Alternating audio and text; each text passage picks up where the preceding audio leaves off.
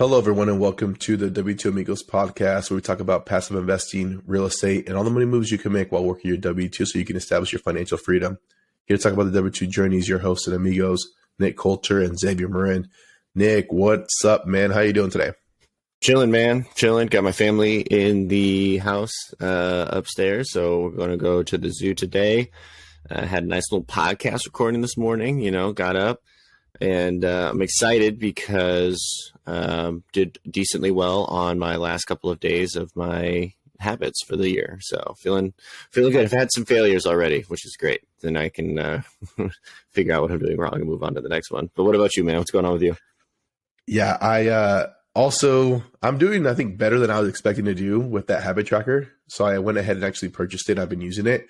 I'm already behind on certain habits that I say I was going to do. Mm-hmm. However, what I'm doing is I'm allowing myself the rest of the week to kind of make up for it. So like I miss having to read an article or like miss listening to like 19 minutes worth of an audiobook. So then I was like, all right, while I'm at the gym, I'm going to have to just double down on that. So it's coming out so far. Not too bad. We just had within 24 hours, about 8 inches of snow here in Minneapolis. So it's been a nice view and definitely not getting out anytime soon unless I absolutely have to.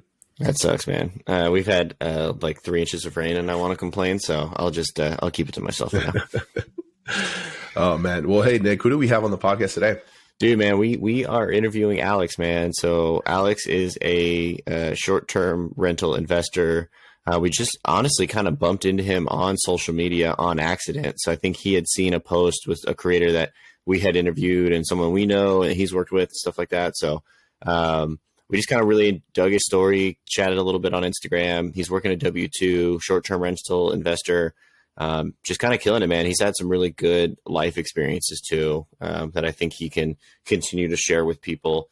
Honestly, kind of dug into the podcast, which I thought was really cool. Yeah, absolutely. What I took away the biggest thing I took away from his podcast is, man, the resiliency that he had to have to continue to stick to real estate and continue to invest. So he walks you through the podcast on how he essentially went bankrupt, right? Back at like about 20 years ago, back in 2007, and how he essentially had to kind of rebuild all that up again. However, he didn't let that situation, unmotivate him. He used it as fuel to continue going.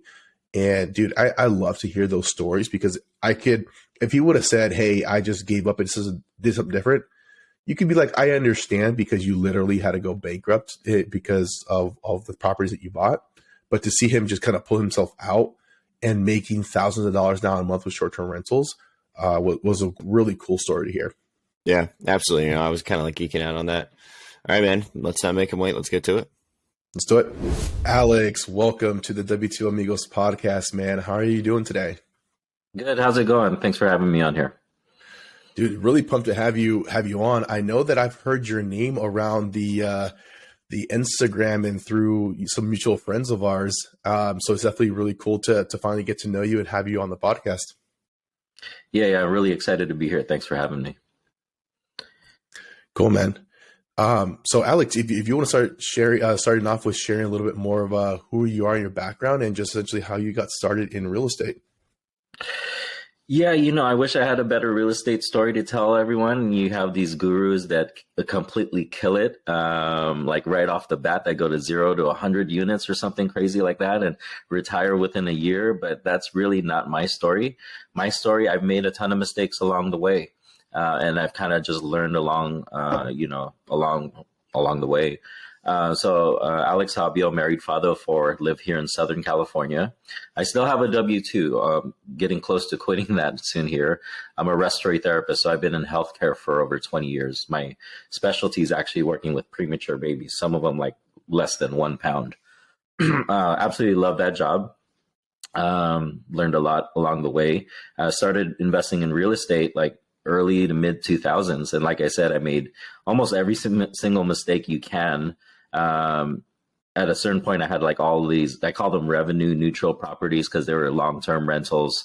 And a lot of them weren't revenue neutral. They were losing a lot of money. Bought a property like in 2007, 2008 in Loma Linda, California, because I was working at a hospital that was close by. And I think my mortgage was like $3,200, and my rent at the time, I tried to be a landlord thinking I'd rent it out to residents and nurses, and that never really happened. I wound up accepting the first tenant that had cash day one, and I think I was renting it out for $2,000 a month.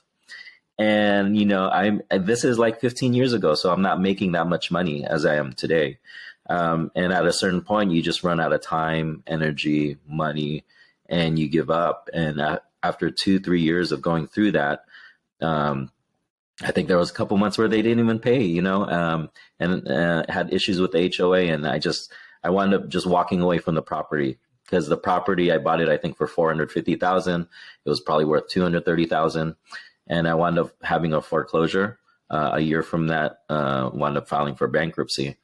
Almost hit rock bottom there, almost lost everything. But I gained all of this knowledge through real estate, and I knew there was something there with real estate, right? And so I just wanted to keep pursuing it. It wasn't until like 2018 or so, wound up getting my finances back in order. And I said, you know what?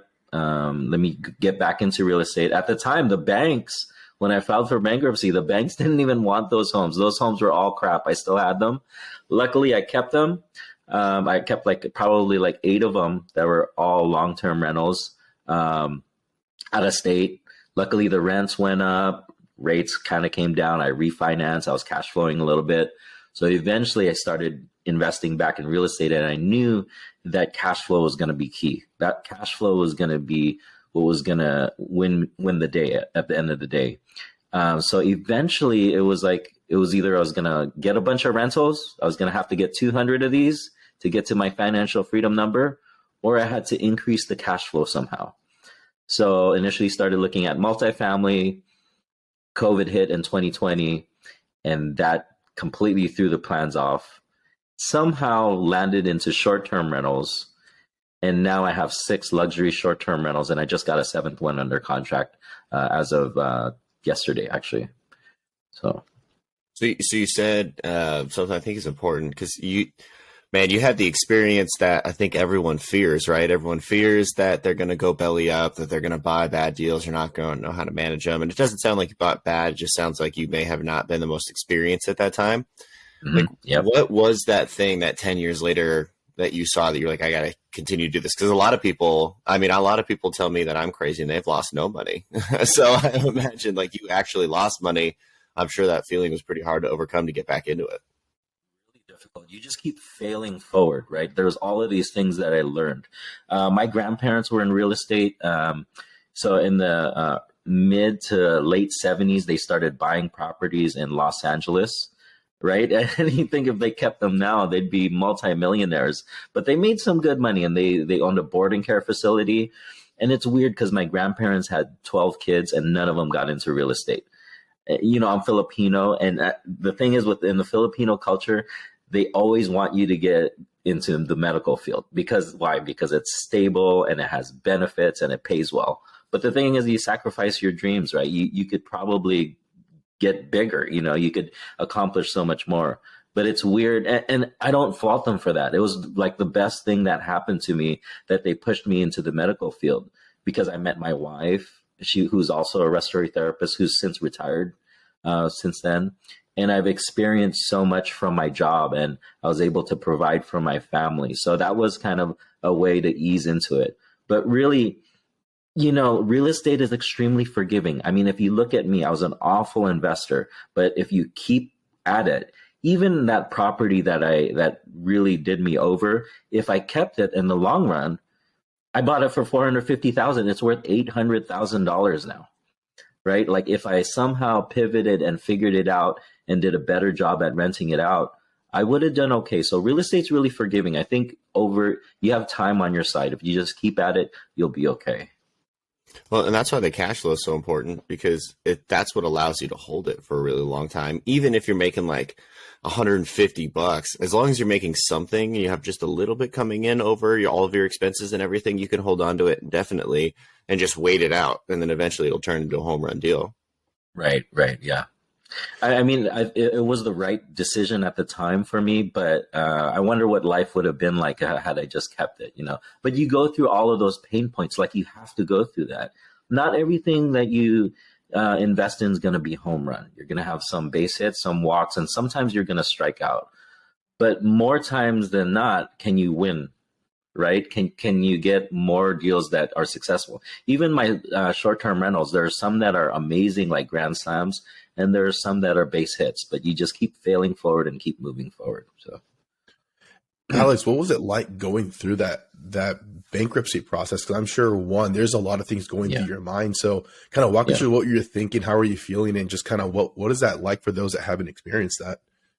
yeah, well, I didn't want to lose my family, right? At the time, I was working so much overtime to try to cover the mortgage, and like I said, like if they didn't pay on time, that was like $3,200 mortgage payment. It was an interest only mortgage payment too, and then not only that, I had an HOA and those repairs and all of this.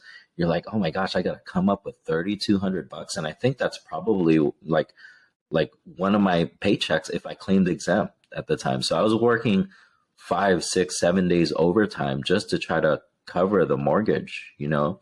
That was really rough, and it was a humbling experience because I didn't want to give up, right? I didn't want to say I'm a failure, right? Because here I was, I think I had multiple homes already, and here I was like, oh, am I going to lose everything? But you know what? Like I said, you just go through it. It was extremely humbling. I mean, dude, I still had a landline at the time. Like creditors were calling like 20 times a day. 20 times a day leave, and I still had an answering machine back then, and they'd leave a message. I'd have guests come over to my house, and they're like, man, you keep getting phone calls from all these people. It'd be extremely embarrassing. But you have to go through that. Like I said, not everything's a home run. Sometimes you're going to have failures. You just want to learn from those failures and move on.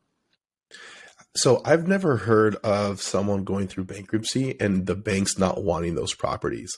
Like, so did you file bankruptcy and the banks were just like, you can keep them? Like, we don't want this? Yeah, that's pretty much it. Because I had other homes that I bought for like $100,000. And at the time they were like $60,000. They were only worth, because the market completely tanked. And what happens is when you file for bankruptcy, they consolidate all of your assets, and they're going to take away any of your assets. Right. And it was like, you don't have anything. They're like, we don't want these properties. Like, why would we take these properties away? We're going to be upside down as well. And so at the time, all of those $100,000 properties, they're probably renting for like $1,000, and the mortgage was like $1,000 or $1,100. And like you said, Nick, like at a certain point, they started cash flowing like $50, $100. And you're like, okay, I could finally breathe now. And so I kind of, over time, all of those homes eventually started making $100 or something like that. There's some like misperceptions out there. For me, it was like, oh, you can't invest for another 7 years or 8 years, 9 years, whatever it is. And it was weird because then so many people at the time filed for bankruptcy. They were going through the same exact thing I was. And then it was weird because like 3-4 years later, I noticed some people buying homes again. And this is like 2012, 13, when it was peak time to buy a home, right? Like the best time.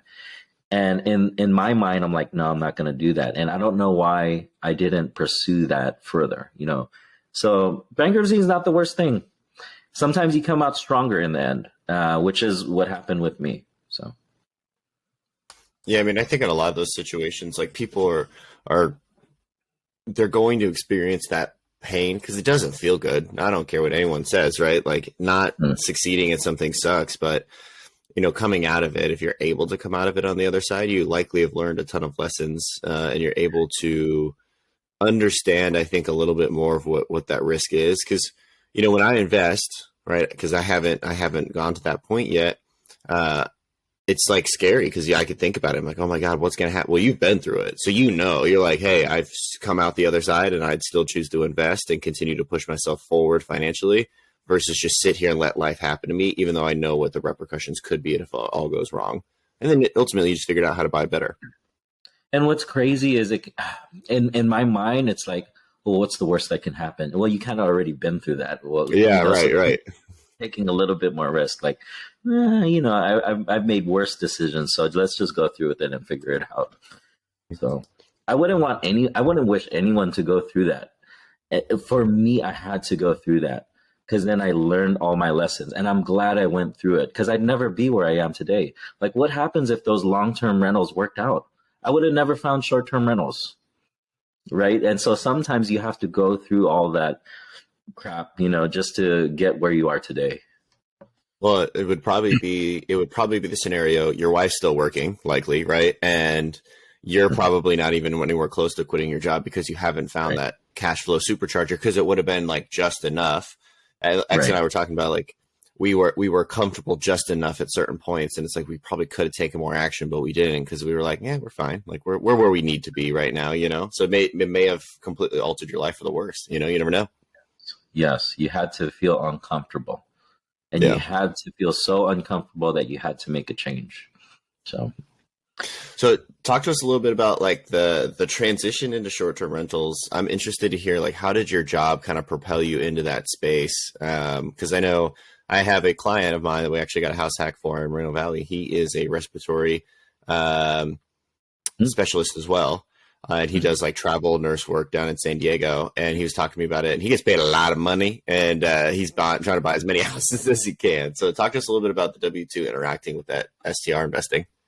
It's interesting because, like I said, I absolutely love my job. I've done everything. I've worked at large trauma centers, burn centers, and I work with premature babies now. And this is 2020, and COVID hits. And like I said, I've done everything in my field. Absolutely love it. I'm one of the best in the business. But still, nothing prepares you for COVID. Like, we are in the front line of COVID. Like, all the patients that need ventilators, that's me. I'm the guy that puts those patients on life support and manages them. And these patients were extremely difficult. And typically, like, every year you'll have a handful of those patients. Here was every single day having like 5 to 10 of these patients per RT, right? Like, we were completely overwhelmed. And at the time, I was extremely uncomfortable. I didn't know where this was going. And there was all of these reports where this healthcare worker was getting sick from COVID because most likely they took care of a patient. And I could not let that happen to me, right? I have a wife and I got 4 kids. And not only that, my wife is a respiratory therapist. And we just looked at it like we had to replace our incomes. We had to get out of here. We had to be safe. And everyone in the medical community felt the same way. They were burnt out, right? And so at the time, I was like, I had this really uncomfortable feeling, and I had to replace my income. And that's when I started investing in short-term rentals. It was August of 2020 when I purchased my first one. Right off the bat, that first short-term rental just started printing money like this. It started cash flowing. Like, we averaged about $5,000 a month profit for that one property, right? One property cash flowed us that. And then I told my wife, damn. I told my wife at the time, I said, we replaced your income. You could walk away from your W-2 job. And at the time, she loved her W-2 job as well. She worked with premature babies as well. But at the time, our kids were being homeschooled. They shut all the schools down. And our kids, we're thinking about our kids like, oh my gosh, what is this doing to our kids? Homeschooling themselves by themselves while we're at work, right? And so my wife was able to retire from her W-2 job within 3 months of our first short-term rental. And it's crazy because when you replace your income and then you supercharge your income with short-term rentals, you view your job completely different. I really do love my job. I love it even more because now I'm not doing it for the money, right? I don't need the money, and there's so much less pressure there. There's all of these things like, what if they downsize, or what if they automate your job, or give it away to another, clinician or something like that. For me, I'm like, okay, whatever. I'm financially free here. I'm just here because I like it. So it did give me a different perspective. And, like I said, I'm really close to walking away from my W-2 now. I mean, that's part of the reason we wanted to start the show. So, like, when you are a W-2 employee and you only have your W-2 income and you don't invest at all, you are at the mercy of your company, right? So you're at the mercy of layoffs, downsizing, contract renegotiation, whatever it may be. When you invest like the way you are, the way X is, the way I am, you're insulating yourself away from that. Now, you may still choose to work, which all of us have at this point, right? That may change in the future. That may not. It just depends on the individual.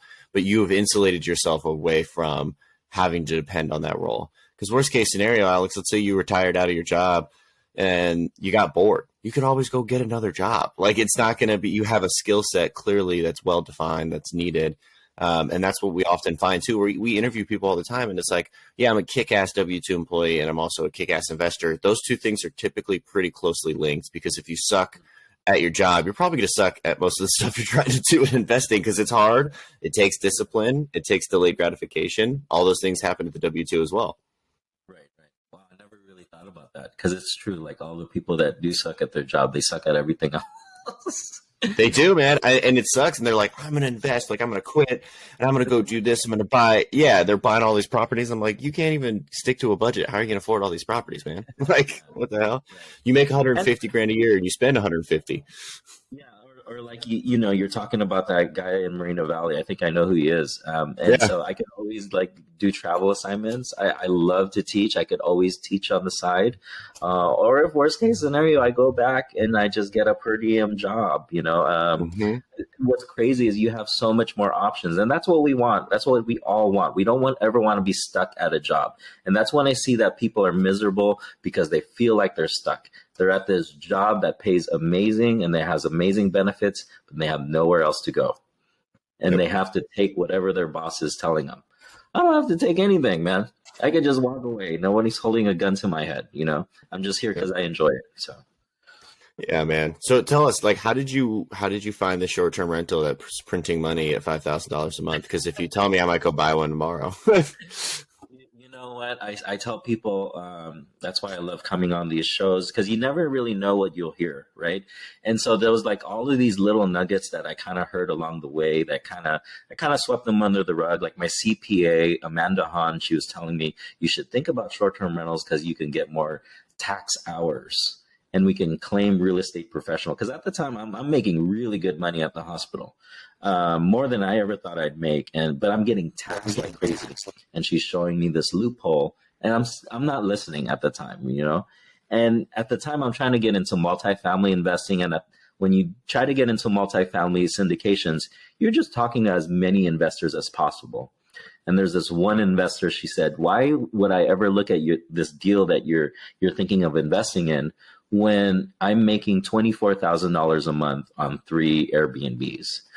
And that's when the light bulb hit. I said, well, how much money are you taking home though? Like $24,000 a month. What's your expenses like? She said, you're not listening to me. That's my take home. That's what I'm averaging, $24,000 a month. And that was my financial freedom number. And I said, holy crap, tell me more. And that's kind of when I went down this rabbit hole, and I just kind of reached out to as many investors as possible. And somehow people were telling me, you know what, you should look into the Smoky Mountains of Tennessee. I said, what the hell is that? I've never even heard of it. I don't even know where Tennessee is on a map. I'm in Southern California. I have no idea where that is. And I went down this rabbit hole and I said, well, who's the best real estate agent in that market? And I landed on this real estate agent, and I've done, this is going to be the 7th deal with her now. So. Yeah, I love that, because a lot of people get fixated on the number of units that they have in a portfolio, where at least, the way that I see it is quality over quantity, right? So how much can you maximize the capital that you have? You can have 5 rentals that can give you 20 grand a month, which is great. You could probably own 100 units that are going to give you the same amount. So it's like one of those things where it's like you want to be mindful of where you're deploying your capital. And sometimes like going smaller or being very intentional what you're going after will probably yield you more results than trying to go after that astronomical number, because a lot of people pride themselves in the amount of units that they have in their portfolio. Yeah. I go to these meetups all the time. People ask how many doors. And I mean, I had a ton of doors at one point. And then now when I tell them, I used to go like a year or two ago, I'll be like, I only have 3. And they look at me like a rookie, right? But the thing is, I tell them like, oh, each one cash flows about $5,000 to $7,000 a month. They're like, what? Like, tell me more, Because the thing is, even if I got like all those long-term rentals, like I owned a bunch in Cleveland, I owned a bunch in Huntsville, Alabama. Like if I had 100 rentals, like the likelihood that one, two, or three of them were going to have evictions was going to be high, right? And we all know how much an eviction costs, and then the turnover. I probably would still be breaking even at 100 rentals, even though each one is cash flowing like 100, $200, because every single month I'd probably have like a $10,000 to $15,000 bill just to cover like an eviction or a turnover or something like that. I'm really enjoying myself with just a handful of rentals.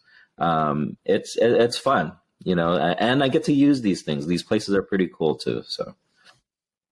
Yeah, and I think sometimes people underestimate too the value of the tax savings that come along with that. And then also too, those who decide to go like the house hacking strategy, right? It's not all about how much money you can make in real estate, but overall, how much money can you save? Like if you decided to house hack, right? If you're saving $1,000, $2,000 in rent, that's pretty much, how many units in a traditional rental? Like a handful. Or, what does tax savings look like for you? So there's a lot of different strategies you can go out there where you don't need that many units. Like as long as you're very intentional, you can definitely get to the number that you're hoping to get, which is really cool to hear that you're pretty much right there. Yeah, X and Nick. I mean, the first year of my short-term rentals, the strategy worked. I was like, holy crap, I got a $41,000 refund, right? Just from doing an accelerated depreciation or cost segregation study. I was like, oh my gosh, I felt like I had this hack that nobody knew about. Well, there was a lot of people that knew about it, but I just wanted to tell the world.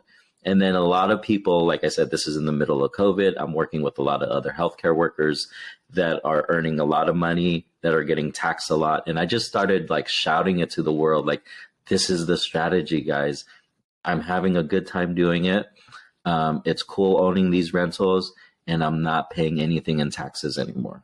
It was this light bulb, like, oh my gosh, I figured out the hack.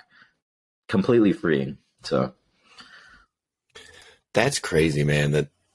That 41,000. So just a little background, Alex, man. I bought a duplex in San Diego. The purchase price was 145, and we're renting out. So the first 6 weeks we put our main house on Airbnb, so it's a 4.2 up top. The first 6 weeks we grossed $13,000 in revenue.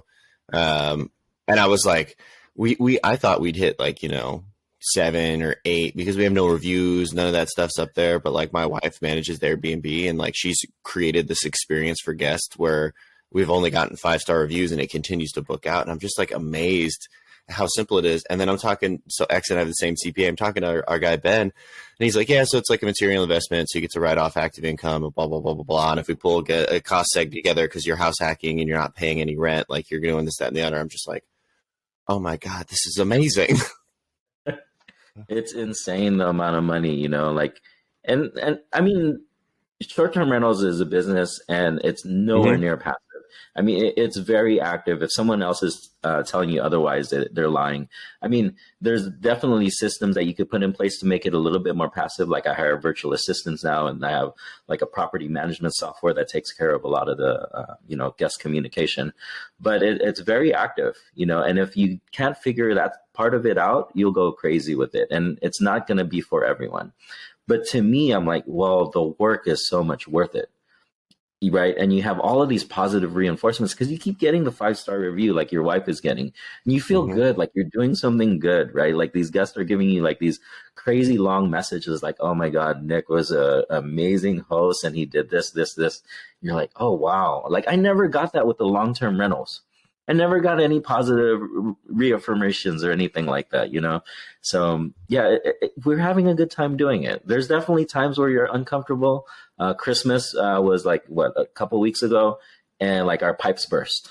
And to try to get a plumber in the middle of the night during Christmas Eve because temperatures went like close to the single digits, it was difficult. It was stressful, right? But overall, when you look at it, you're like, okay, well, I'm profiting $20,000 to $25,000 a month. It beats working at a job that like where your boss might not respect you. At least I'm my own boss at this point. So I would tell people too, like it's definitely active money, right? It's active money that's coming in. Once you have the systems down really, really strong and in place, I feel like it's not that bad. Like, so you need the systems down, right? You need the software, you need the pricing software, you need the automated messages and everything. And it takes time to put in. Like, my wife put in a ton of time, a ton of work into there, which is why I'm glad we agreed that she would manage it, not me. But then, and then there are cleaners. Like, we found the greatest set of cleaners, I swear, in all of San Diego. And since we've had that, like, kind of put in, it's not been that bad. I was like kind of shocked. I'm hearing all these horror stories. You know, like, my first experience, like, as we're going under contract on the house, his ex is like having this crazy guest that's like burning stuff in his place and like going nuts on him, like, oh, blah, blah, blah. I'm like, oh shit, this is going to be a lot of work. And then we get in there and like, it's actually like, yeah, you have some annoying guests, but it's not that bad comparatively for how much more money you make. I would argue it's maybe 20% or 30% more than you have to do in a long-term rental, and everyone likes you after, versus pissed off that you raised rent by 10%. Right.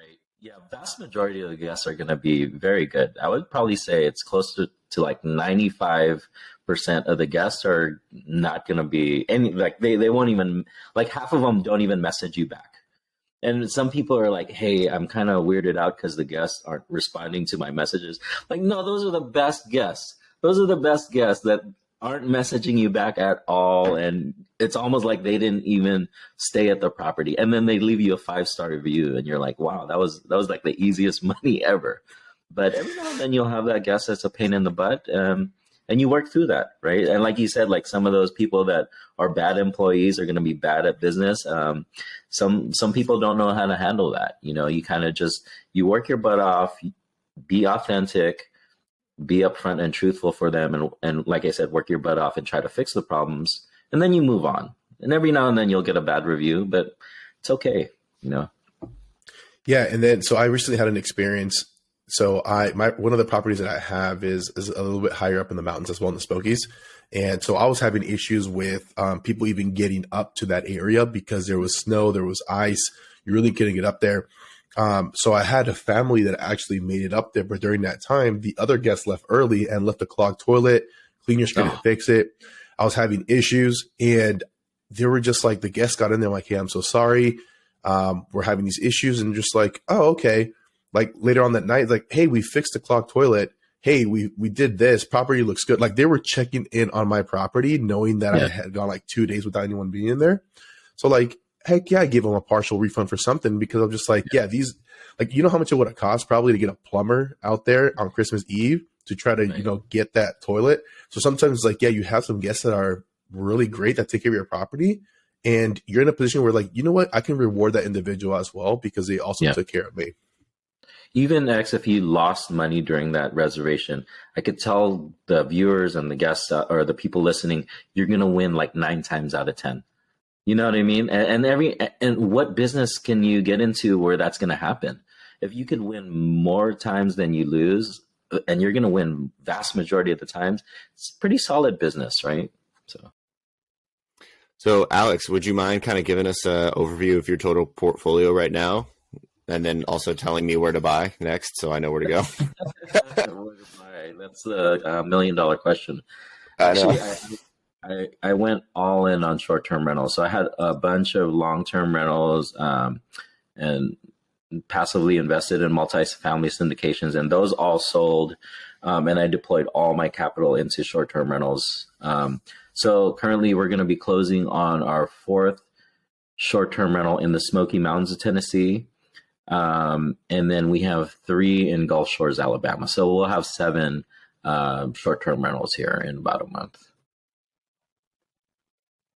That's crazy. And they're all making crazy amounts. Well, you said some were like home runs, right? Some were like out of the park, over the moons, and some have been like pretty good. So I'm assuming like they cash flow decently on each one, right? Yeah, the poorest performing ones are the beach market ones. I purchased, so I 1031 exchanged into Gulf Shores. I sold like a portfolio of long-term rentals, and I said, you know what? It's always been a dream of mine to own a beach home. And for the life of me, I never knew what the hell people were doing to own these beach homes, right? And I didn't care which beach I owned in. It could be like the most non-visited beach in the world. I just wanted the status of owning a beach home. And I had met enough investors that own in Gulf Shores where I felt comfortable investing in that market. So I 1031 exchange into 3 of them. Those ones don't perform as well as the Smokies. It depends on what you buy in that market. So yeah, some of them are home runs, some of them are base hits. The ones in Gulf Shores are definitely base hits, a little bit different guests that visit. A lot of people trying to book your place that are 18 years old because they're graduating high school or something like that. So that's kind of a pain in the butt in that market. But yeah, the mountain homes that I have in Pigeon Forge, it's just I don't know. I think for me, it's the perfect storm there. You have so many cleaners, so many handymen, and there's so many guests. Like January and February are the slow season, and I'm still getting booked. Whereas in the beach market, it's dead. I can't get anyone to book that thing. So, I mean, there's nobody out there. We used to live in southern Eastern Virginia. It was the Outer Banks, was like the big one, like the one from the TV show. We used to go down there, take the trucks, hang out, grill, drink beers, whatever. Man, during off season, I went down there one time with my buddy. We smoked cigars. It was like 32 degrees on the beach, and there was not a soul on the road. I was like, dang, this thing is like literally dead for 6 months out of the year. That's kind of nuts. Dead. It's dead. Yeah, you have a mortgage payment, $3-4 grand, and you got like maybe one booking that paid $600 or something like that. But you try to make it up during the summer season. The summer season, you make $30,000 to $40,000 a month. But you have to hit it. Like, what happens if there's a plumbing leak and someone wants a full refund? So then, you really have to hit it like during the peak season. And if you don't get pricing right, your whole year is messed up. So. No, that makes total sense. I would say we're kind of ready to jump into our standard questions, Alex, if you are. Sure. Let's get into it, man. Awesome. All right. Well, I can go ahead and kick it off with the first one, Alex. So what do you think is one piece of action a listener can take after listening to this podcast? So the biggest ROI I always have is networking. Something that's not going to cost you any money is just go to a network meetup, meet someone online, join a Facebook group. Like, let's say if you do want to join short-term rentals, you could join a short-term rental Facebook group community. If you're in healthcare, I have a Facebook group where we talk a lot about real estate amongst healthcare professionals. So just get out there and just start talking to people. For me, I'm an extreme introvert. I don't like talking to people. Like, I'm really shy. I've always been that way. But it wasn't until I got out of my shell and just started talking to people. And you just start getting exposed to all of these things. I always tell people where you start isn't going to be where you finish. I never imagined I'd be investing in short-term rentals, let alone Tennessee or a beach in Alabama. Are you kidding me? I never even thought Alabama had a beach, right? But it wasn't until I started meeting a bunch of people that were actually doing what I wanted to do and that were successful and we had all the same goals. And I'm like, I think I could accomplish my goals if I did that. So just network, call 1 or 2 investors, find them on Instagram, be like, hey man, I like your content. You have some time to talk, or could you steer me in the right direction? You'd be surprised how many real estate investors were very giving of information. So. Yeah, it's a really open community, I have found, especially when you compare it to like the business world and coming up with the W-2, like it's way more friendly and welcoming than I've experienced in the past. Right. Yeah. I don't know what it is about real estate investors. We're so giving of all of the information. Maybe it's just the abundance mindset. I don't know what it is. It's probably because we're sick and tired of the media projecting us as these evil people that are trying to ruin everyone's lives. Maybe. Yeah. So, Alex, how has your W-2 kind of allowed you to achieve these current financial goals right now? For me, I was able to provide for my family the entire time. I wouldn't tell, like, I could easily walk away from my W-2, but it's nice having that as a backup to have as an income. And it's nice. It's easy for me to apply for loans because I have the W-2 income. So I'm just going to keep it for a little bit until I get to that financial freedom number. And you learn a lot of things. Like I said, COVID was extremely stressful. Working in a trauma center, a burn center, premature babies that are like 4 months premature. Those are some really stressful situations. And so it puts you in, when you get into short-term rentals, you'll have stressful situations as well. So that kind of translate really well. So Yeah, I think that also helps put things in perspective too, right? Like being in that field, like at the end of the day, like some of the problems you probably experience in real estate is ultimately not as big as probably some of the problems that you're probably seeing in your full-time job. yeah. So X, I see you wearing a 49ers thing there. I'm a Cleveland Browns fan. My team sucks, by the way. But so we were watching Monday Night Football, and the Buffalo Bills player collapsed, right? And he went into cardiac arrest. It's unfortunate, right? We pray for his family and everything, and hopefully he gets better. But I experience all of that every single day. I've done CPR over 1,000 times. I've taken care of patients who have drank themselves into liver failure, people who have smoked for 50 years who can't walk any like few steps anymore without getting short of breath. All of these people would give anything to be in the positions that we're in, right? And so for me, it's like, well, I look at that, I'm like, I'm just gonna go for it. I've been through I've seen people go through their worst times in their lives, and I've been through a lot. I've been through bankruptcy. I'm just gonna go for it. Like, what's the worst case scenario? You're still in a better position than what most people are in, right? So it does, when you say puts it in perspective, I always have to think about that. Like I'm taking care of all of these really sick patients. A lot of them would give anything to have the opportunity that we have today. 100%. All right, Alex, next question here for you before Nick throws in his random would you rather question. So what's one thing that you would have done differently with your W-2 income? Oh, that's tough, right? I don't know that. I think I did, because I'm a big DIY person, and so I did fix up my house a lot. Like I bought a swim spa. That's the stupidest investment you could make, right? That was like $15,000. I'm like, man, I could have just bought an investment property, right? With that. And so I probably fixed my house up a little bit more. Like we talked about delayed gratification. I'm all about delayed gratification, and it can't be completely where you're miserable. So we did spoil ourselves a little bit, but that stupid swim spa, like I use it probably, maybe a handful of times a year. And not only that, my electric bill went up, right?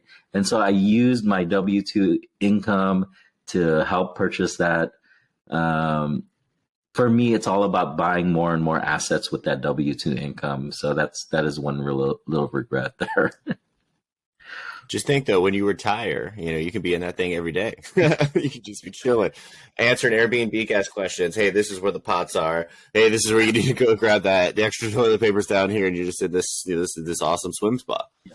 Well, part of it is because in my Airbnbs, I tend to buy everything I have in my Airbnbs and I put it in my house so I could troubleshoot it. Like I have the same door lock, I have the same Wi-Fi thermostat, I have the same Ring camera. Oh, and I was like, well, my Airbnbs all have hot tubs.